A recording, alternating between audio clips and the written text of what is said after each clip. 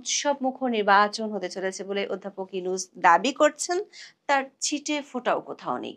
সরকারের দাবি অনুযায়ী আগামী ফেব্রুয়ারির প্রথমার্ধে নাকি বাংলাদেশ এক্কেবারে ইতিহাস করতে চলেছে। কিন্তু আপনি বাইরে বের হয়ে দেখুন, নির্বাচনী আমেজ একদমই শূন্য। এই জন্য বিয়ে ঠিক হয়ে আছে, তবে বর ও কনের পাত্তা নেই। অধ্যাপক ইউনূস যখন ক্যান্টনমেন্টের ভিতরে গিয়ে ৩রা ডিসেম্বর আরও একবার ফেব্রুয়ারিতে ঐতিহাসিক নির্বাচনের সুর তুললেন, ঠিক সে সময় নির্বাচন কমিশনে গিয়ে তফসিল পেছানোর পরোক্ষ দাবি তুলেছে কিংস পার্টি হিসেবে পরিচিত এনসিপি। আবার ঐতিহাসিক নির্বাচনের আয়োজনকে আদালতের দোরগোড়ায় নিয়ে যাওয়া হয়েছে একই দিনে। ত্রয়োদশ জাতীয় সংসদ নির্বাচনের সব কার্যক্রম স্থগিত চেয়ে রিট হয়েছে হাইকোর্টে। সাথে আছে আরও চমক।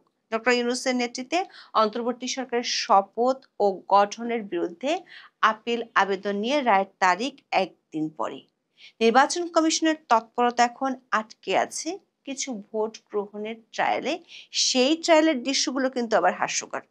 ধরে আনা ভোটাররা বলছেন কিছু না বুঝিয়ে নাকি তারা গণভোটের ব্যালটে সিল মারছেন। এই যে ডামি ভোটের দৃশ্য, এটাই পরিষ্কার করে দিচ্ছে যে দিল্লি এখনো বহু দূরে। সেটাকে আরো দূরে নিয়ে যেতে এনসিপির ইসিতে গিয়ে কৌশলী বার্তা দিয়ে আসা, সাথে আদালতে রিট করে ইসির ডামি ভোটের খেলা বন্ধ করতে চাওয়া ইতিহাসের সেরা নির্বাচনের গানে তালহারা সুর শুরু হয়েছে। এর মধ্যে বেগম খালেদা জিয়ার অসুস্থতা এবং তারেক রহমানের দেশে না আসা নিয়ে প্রতিদিন বাড়ছে গুজবের ডানপালা।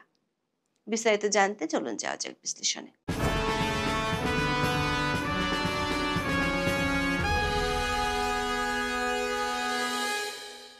অধ্যাপক ইউনূসের নেতৃত্বে অন্তর্বর্তী সরকার যখন ক্ষমতায় আসে, তখন তাদের মূল ফোকাস কিন্তু নির্বাচন ছিল না। নির্বাচনের কথা শুনলেই সরকারের পারিষদেরা চটে যেতেন। তাদের প্রধান লক্ষ্য ছিল সংস্কার, তারপর আওয়ামী লীগ নেতৃত্বের বিচার, আর সবশেষ প্রায়োরিটি ছিল নির্বাচন। এমনকি প্রধান উপদেষ্টা ডক্টর মোহাম্মদ ইউনূস তো সাক্ষাৎকারের দাবি করে বসেছিলেন দেশের অনেকে তাকে ৫ থেকে ১০ বছর, এমনকি ৫০ বছর পর্যন্ত ক্ষমতায় দেখতে চায়। কিন্তু দর্শক, সময় কারোর জন্য অপেক্ষা করে না। সময়ের সঙ্গে সঙ্গে বিএনপি নির্বাচনের ব্যাপারে চাপ বাড়াতে থাকে। শেষ পর্যন্ত গত জুনে লন্ডন বৈঠক শেষে আগামী ফেব্রুয়ারিতে নির্বাচনের সরকারি ঘোষণা আসে। কিন্তু সেই নির্বাচন কিভাবে হবে, কাদের নিয়ে হবে, কেমন হবে, এসব অনেক বিষয়ের সমাধান এখনো হয়নি। আর ঠিক এই পরিস্থিতিতে ৩রা ডিসেম্বর ন্যাশনাল ডিফেন্স কলেজের এক অনুষ্ঠানে প্রধান উপদেষ্টা অধ্যাপক ইউনূস সশস্ত্র বাহিনীর সদস্যদের প্রতি আহ্বান জানিয়ে বলেছেন, আগামী ফেব্রুয়ারিতে জাতীয় নির্বাচন ও গণভোটে সত্যি একটি ঐতিহাসিক ভূমিকা পালন করতে হবে। এটি শুধু একটি ঐতিহাসিক মুহূর্ত হবে না, বরং শান্তিপূর্ণ ও উৎসবমুখর পরিবেশে ভোট গ্রহণ নিশ্চিত করবে। তিনি চান ভোটাররা যেন উৎসবমুখর পরিবেশে ভোট দিয়ে দেশের ভাগ্য পরিবর্তনের ঐতিহাসিক মুহূর্তে অংশ নেন। প্রশ্ন হলো, যে নির্বাচনকে ঘিরে রাজনৈতিক উত্তাপ নেই ২.৫ মাস আগেও, যে নির্বাচন নিয়ে মানুষের প্রধান আলোচনা জীবন জীবিকার সংকট, তাকে জোর করে উৎসবমুখর বানাতে গেলে কি সত্যি উৎসবের রং লাগবে? সেই উৎসবের রং যে খোদ তার কিংস পার্টিতেই লাগেনি, সেটি বোঝা গেল কিছুক্ষণ পরে। ডক্টর ইউনূস যখন সশস্ত্র বাহিনীর প্রতি ঐতিহাসিক ভূমিকা পালনের আহ্বান জানাচ্ছেন, ঠিক সেই মুহূর্তে নির্বাচন কমিশনের দরজায় কড়া নাড়ল কিংস পার্টি হিসেবে পরিচিত এনসিপি। তাদের বেশ কৌশলী আবদার, তফসিল এখনই ঘোষণা করা যাবে না। এই দাবির আড়ালে তারা ঢাল হিসেবে দাঁড় করিয়েছেন বিএনপির চেয়ারপারসন বেগম খালেদা জিয়ার অসুস্থতাকে। দর্শক, বেগম খালেদা জিয়া ২৩শে নভেম্বর ফুসফুসের সংক্রমণ নিয়ে এভার কেয়ার হাসপাতালে ভর্তি হন। প্রায় ৮০ বছর বয়সী নেত্রী কিডনি, লিভার, ফুসফুস সহ নানা জটিলতায় ভুগছেন। তার শারীরিক অবস্থা নিয়ে নানা গুঞ্জন চলছে। ১ ডিসেম্বর সকালে বিএনপির ভাইস চেয়ারম্যান আহমেদ আজম খান দাবি করেন, খালেদা জিয়া খুব ক্রিটিক্যাল কন্ডিশনে আছেন এবং তাকে ভেন্টিলেশন সাপোর্ট দেওয়া হচ্ছে। তবে বিকেলে দলের মহাসচিব মির্জা ফখরুল ইসলাম আলমগীর সেই দাবি উড়িয়ে দেন।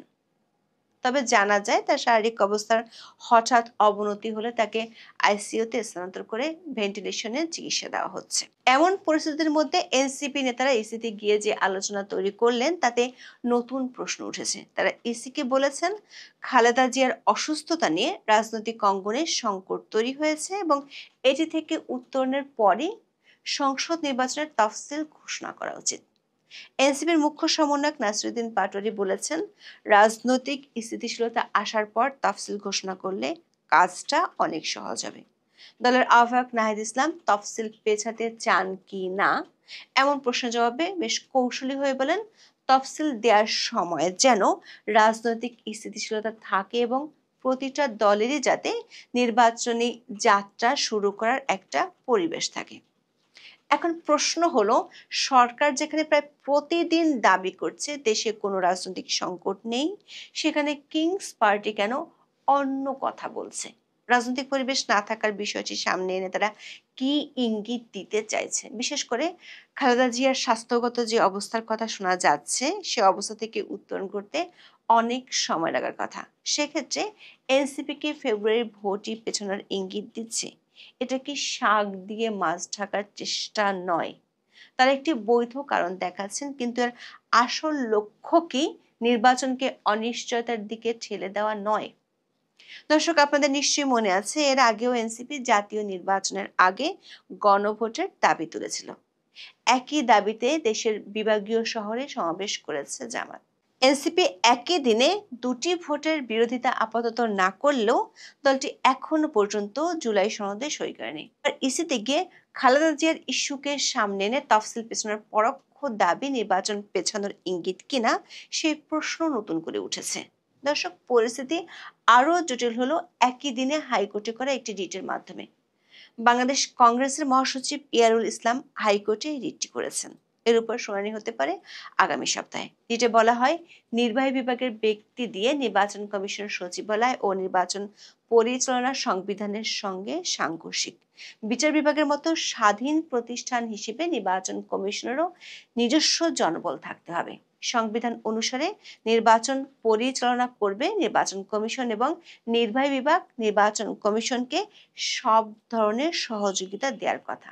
অথচ সংবিধান লঙ্ঘন করে প্রতিটি নির্বাচন পরিচালনার দায়িত্ব নির্বাহী বিভাগকে দেওয়া হয়। নির্বাহী বিভাগ সরকারের প্রতিনিধি হিসেবে সরকারের চাহিদা অনুসারে নির্বাচন পরিচালনা করে। ফলে নির্বাচন নিয়ে নানামুখী বিতর্ক তৈরি হয়। আগামী নির্বাচনও একইভাবে হলে আগের মতোই বিতর্ক হবে। দর্শক, রিটের বিষয়বস্তু ভালো করে পড়লে দেখা যাবে এটা কিন্তু সাধারণ রিট নয়। এতে সরাসরি প্রশ্ন তোলা হয়েছে ডিসি ইউনোকে রিটার্নিং কর্মকর্তা করার সিদ্ধান্ত কেন অবৈধ ঘোষণা করা হবে না। জাতীয় নির্বাচনের সব কার্যক্রম স্থগিত রাখার আবেদনও করা হয়েছে। এখন উচ্চ আদালত যদি রুল জারি করে শুনানি শুরু করেন তাহলে নির্বাচন পিছিয়ে যাওয়ার আইনগত পথ পুরোপুরি খুলে যাবে। কারণ এর আগে একাধিক রাজনৈতিক দল জোরালোভাবে দাবি তুলেছিল ডিসি ইউনো নয় নির্বাচন কর্মকর্তাদের দিয়ে নির্বাচন করান। এখন সেই দাবি সরাসরি আদালতে ঢুকে পড়েছে। সব মিলিয়ে নির্বাচন কমিশন ও সরকারের সামনে নতুন একটি জটিল সংকট তৈরি হওয়ার ইঙ্গিত পাওয়া যাচ্ছে এই রিটের মাধ্যমে। দর্শক, খেয়াল করে দেখুন, এই রিট আদালতে গৃহীত হলে ফেব্রুয়ারিতে দূরের কথা, কবে নির্বাচন হবে সেটিই বলা দুষ্কর। কারণ ভোটের জন্য সম্পূর্ণ নিজস্ব জনবল নিয়োগ করতে হবে ইসিকে। রিটে ইলেকট্রাল সার্ভিস কমিশন প্রতিষ্ঠার নির্দেশনা চাওয়া হয়েছে। এসব শেষ করে নির্বাচন করতে গেলে প্রধান উপদেষ্টার উল্লেখ করা 5 বা 10 বছর কেটে যেতে পারে অবলীলায়। প্রশ্ন হলো এই সময় নাম সর্বস্ব একটি নিবন্ধিত দল এমন আবদার কেন করছে? অতীতে 111 সরকারের সময় দেখা যেত এমন দৃশ্য। সেই সময়টি আবার ফিরে আসছে কিনা সেই প্রশ্ন জোরালো হচ্ছে। দর্শক, আরেকটা গুরুত্বপূর্ণ বিষয় হলো ডক্টর মোহাম্মদ ইউনূসের অন্তর্বর্তী সরকারের শপথ ও গঠন বৈধ ঘোষণা করে হাইকোর্টের দেওয়া আদেশের বিরুদ্ধে করা আপিল আবেদনের রায়। প্রধান বিচারপতি সৈয়দ রেফাত আহমেদ সহ 7 বিচারকের পূর্ণাঙ্গ আপিল বেঞ্চ 4 ডিসেম্বর এই রায় দেবেন। আপনারা জানেন অন্তর্বর্তী সরকার গঠিত হয়েছিল সুপ্রিম কোর্টের আপিল বিভাগের মতামত বা স্পেশাল রেফারেন্সের ভিত্তিতে। পরে আইনজীবী মহসিন রশিদ সেই রেফারেন্সের বৈধতা চ্যালেঞ্জ করে রিট করেন, যা হাইকোর্ট খারিজ করে দিয়েছিল। হাইকোর্ট তখন বলেছিল অধ্যাপক ইউনূসের নেতৃত্বাধীন অন্তর্বর্তী সরকার আইন মেনে জনগণের ইচ্ছার প্রতিফলন হিসেবে গঠিত হয়েছে। যদিও আদালত সংশ্লিষ্টরা মনে করছেন আপিল বিভাগের রায় কি হতে যাচ্ছে সে বিষয়ে চমকের সুযোগ কম। তবে নানা অঘটনের ঘনঘটায় এটিও একটি নজর রাখার মতো বিষয়, কারণ এটি সরাসরি সরকারের আইনি ভিত্তি নিয়ে প্রশ্ন তোলে। দর্শক, একদিকে প্রধান উপদেষ্টা বলছেন সশস্ত্র বাহিনীকে নিয়ে ঐতিহাসিক উৎসব মুখর নির্বাচন করতে হবে, অন্যদিকে কিংস পার্টি এসে বলছে পরিবেশ ভালো নেই, তফসিল পেছাও। তার সাথে হাইকোর্টে রিট হয়েছে যা পুরো নির্বাচনী কাঠামোকে স্থগিত করে দেওয়ার ক্ষমতা রাখে। আর তার পাশাপাশি সরকারের বৈধতা নিয়ে মামলা লড়া যায় কি না তা নিয়ে আপিল বিভাগের রায় আসছে। সব মিলিয়ে যে নির্বাচনটি হওয়ার কথা ছিল ইতিহাস সেরা, সেই নির্বাচনের মাত্র ২.৫ মাস আগেও কেন এতটা অস্পষ্টতা? কেনই বা নির্বাচন কমিশনের তেমন কোনো দৃশ্যমান তৎপরতা নেই? মনে হচ্ছে কেউ যেন হাতের লক্ষ্মী পায়ে ঠেলতে আড়াল থেকে চাল দিচ্ছে। একটি নির্বাচনের মাধ্যমে রাজনৈতিক স্থিতিশীলতা আনার সুযোগ থাকা সত্ত্বেও অভ্যন্তরীণ জটিলতা, আইনি মারপ্যাচ এবং রাজনৈতিক কৌশলের কারণে সেই সুযোগ হাতছাড়া হতে চলেছে। এই পুরো পরিস্থিতি বলে দিচ্ছে ফেব্রুয়ারি নির্বাচনের রোডম্যাপ এখনো কুয়াশায় ঢাকা। কুয়াশা কবে কাটবে আর উৎসবের আলো কবে জ্বলবে সেটাই এখন দেখার বিষয়। এখন এ পর্যন্ত। সবাই ভালো থাকুন, সুস্থ থাকুন, নিরাপদে থাকুন। দেখা হবে।